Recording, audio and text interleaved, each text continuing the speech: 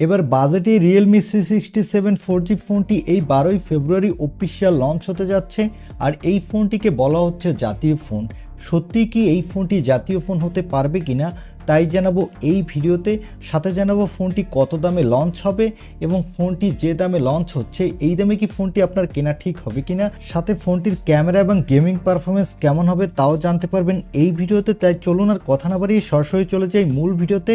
তবে মূল ভিডিওতে যাওয়ার আগে আপনাকে বলবো ভিডিওতে একটি লাইক দিয়ে আর চ্যানেলটি প্রথমবার ভিজিট করে থাকলে চ্যানেলটি সাবস্ক্রাইব করে আমাদের সাথে থাকুন। প্রথমেই এই ফোনটির বক্স কন্টেন্ট দেখে আসি। এই ফোনটির বক্সটির উপরে বড় করে লেখা দেখতে পাবেন Realme C67, আর বক্সটি খুললেই পাবেন ছোট্ট একটি বক্স। সেই বক্সের ভিতরে পাবেন সিম ইজেক্টর পিন, একটি ট্রান্সপারেন্ট ব্যাক কভার আর ইউজার গাইড। তারপরে পাবেন কাঙ্ক্ষিত ফোনটি, পাবেন USB Type-C কেবল আর পাবেন চার্জার।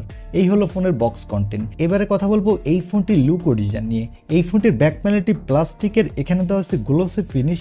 আর গ্লোসি ফিনিশ দেওয়ার ফলে এই ফোনটির ব্যাক প্যানেলে লাইট পড়লে আলো রিফ্লেক্ট করবে, যা দেখতে কিন্তু বেশ ভালোই লাগবে। এবং এই ফোনটির ব্যাক প্যানেলে দেওয়া হচ্ছে ডুয়াল ক্যামেরা সেটআপ, তবে এর ক্যামেরা বামটা কিছুটা উঁচু। এর বডি ফ্রেমটি প্লাস্টিকের, তবে এই ডিজাইনটা হলো বক্সি শেপের। এবং এই ফোনটির বাম সাইডে পাবেন সিম কার্ড ট্রে। এখানে দুইটি সিম কার্ডের সাথে একটি মাইক্রো এসডি কার্ড ইউজ করতে পারবেন। এবং এই ফোনটির নিচের দিকে পাবেন 3.5 millimetre headphone Jack, microphone, USB Type-C কেবল, স্পিকার।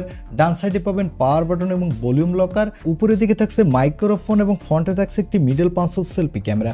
ওভারঅল ফোনটার লুক ও ডিজাইন আমার কাছে বেশ ভালোই লেগেছে। ফোনটার থিকনেস হলো 7.6 মিলিমিটার, ওয়েট হলো 185 গ্রাম।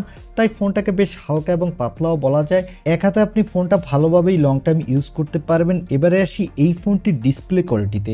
এই ফোনটির ডিসপ্লেটির সাইজ হলো 6.72 ইঞ্চি মাপের একটি full HD plus IPS LCD display, সাথে থাকছে 90 Hz রিফ্রেশ রেট।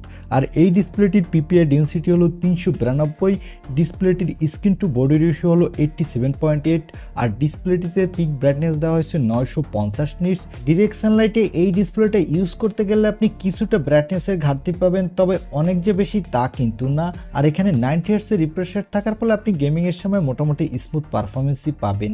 আর ডিসপ্লেতে দেওয়া হয়েছে ডাইনামিক আইল্যান্ড 2.0, যার ফলে এখানে ডাইনামিক আইল্যান্ড বার দেখতে পাবেন। এবং এই ডাইনামিক আইল্যান্ড বারে আপনি বিভিন্ন ধরনের নোটিফিকেশন পাবেন এবং এখান থেকে আপনি মিউজিক, নেক্সট এবং ব্যাকেও যেতে পারবেন, যেটা বেশ ভালোই লেগেছে আমার কাছে। এবারে আসি এই ফোনটির ক্যামেরা কোয়ালিটিতে। এই ফোনটির ব্যাক সাইডে থাকছে ডুয়াল ক্যামেরা সেটআপ, তা আগেই বলেছি। এর প্রাইমারি লেন্সটি হলো 108 মেগাপিক্সেলের, এর অ্যাপারচার f1.8, সাথে পাবেন 2 মেগাপিক্সেলের ডেপথ সেন্সর। এই ফোনটির ব্যাক ক্যামেরা দিয়ে আপনি ফুল এইচডি ভিডিও রেকর্ড করতে পারবেন। এখানে 30 fps এর সাপোর্ট দেওয়া হয়েছে, তবে আমার কাছে মনে হয়েছে এখানে একটি আল্ট্রা ওয়াইড লেন্স এবং ফুল এইচডি যদি 60 fps এর সাপোর্ট থাকতো তাহলে এই ফোনটির ক্যামেরা কোয়ালিটি আরেকটু বেটার হতো। চলুন এবার এই ফোনটির কিছু ফটো স্যাম্পল দেখে আসি, তাহলে আপনাদের বুঝতে সুবিধা হবে এই ফোনটির ক্যামেরা কোয়ালিটি কেমন।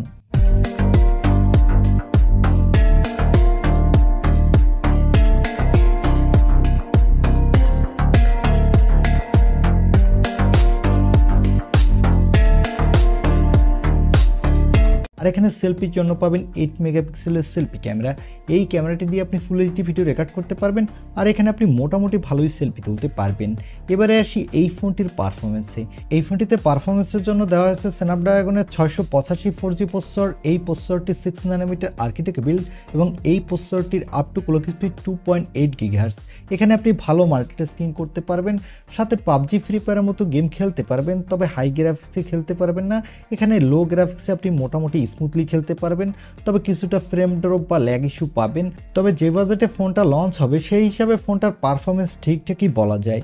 আর এই ফোনটিতে আউট অফ দ্য বক্স থাকছে অ্যান্ড্রয়েড 14, এর ব্যাকএন্ডে থাকছে Realme UI। এখানে আপনি 2 বছরের অ্যান্ড্রয়েড আপডেট পাবেন এবং 3 বছরের সিকিউরিটি আপডেট পাবেন।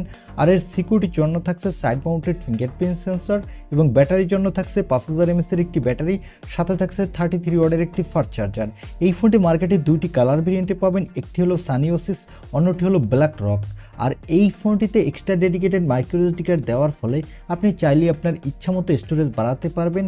এবং ফোনটিতে দেওয়া হয়েছে LPDDR4X র্যাম, সাথে দেওয়া হয়েছে UFS 2.2 স্টোরেজ, যার ফলে ফোনটার র্যাম এবং রোম স্পিড কিন্তু মোটামুটি ভালোই ফাস্ট হতে যাচ্ছে। এবং এই ফোনটি মার্কেটে 2টি র্যাম ভেরিয়েন্টে পাবেন।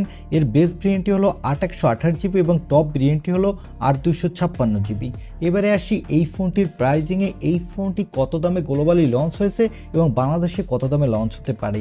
এই ফোনটি গ্লোবাল অর্থাৎ ইউরোপের মার্কেটে লঞ্চ হয়েছে 160 ইউরো, যা বাংলা টাকায় কনভার্ট করলে দাঁড়ায় 18,990 টাকা। তবে যতটুকু লিক্স থেকে জানতে পেরেছি এই ফোনটির বেস ভেরিয়েন্ট অর্থাৎ 8/128 জিবি ভেরিয়েন্টটির দাম হবে বাংলাদেশি টাকায় 18,000 টাকা। আর এখানে 8 জিবির সাথে আপনি আরও 8 জিবি ভার্চুয়াল র্যাম ইউজ করতে পারবেন, অর্থাৎ 16 জিবি র্যাম ইউজ করতে পারবেন। এখন এই ফোনটি আমার কাছে এই দামে মোটামুটি লেগেছে, একবারও খারাপও লাগেনি বা একবারে ভালোও লাগেনি।